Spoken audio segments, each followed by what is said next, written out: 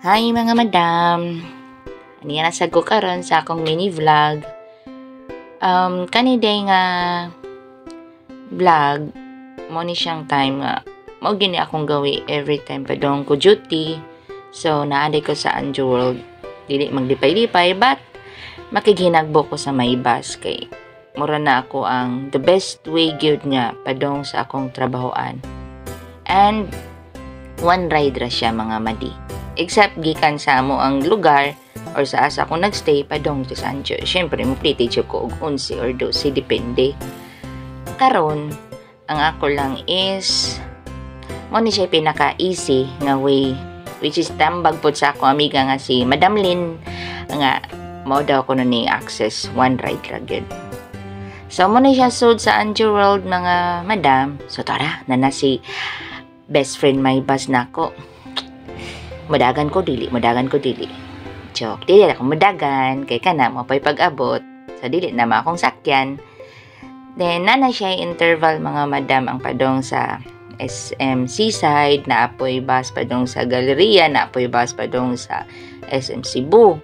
So ang interval ana nila sa akong sakyan padong Galleria is 30 minutes. So, kaya na, wapay 7. Kung gusto ka mo sa kaig 7, wapay 7 na naka dito. Ano, nakadiri, by the way.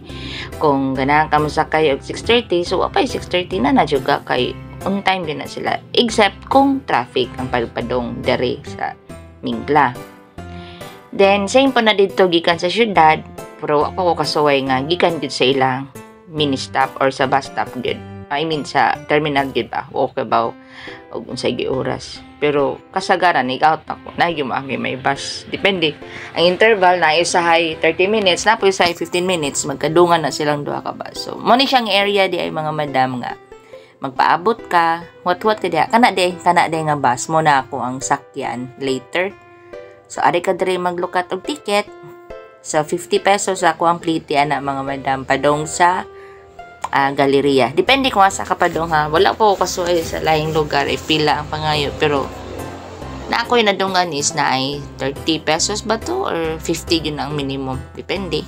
Di ko sure ha. Pero sa ako Galleria is 50. Then okay na dyan ang guard, puutan, ang ilahang staff. Okay mga puutan kasi sila. Ako yung kareklamo dyan sa staff sa may bus.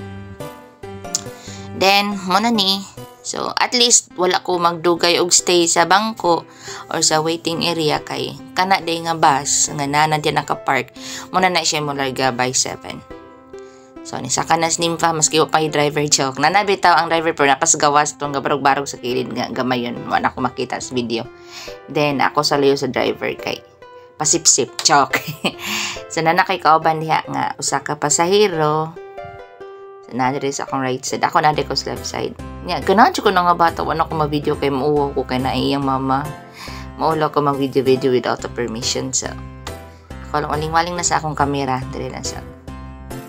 Actually, mga madam, bisag, unsay struggle ako na ibaw na agian. Kaya ba naman good mo kasagaran, no?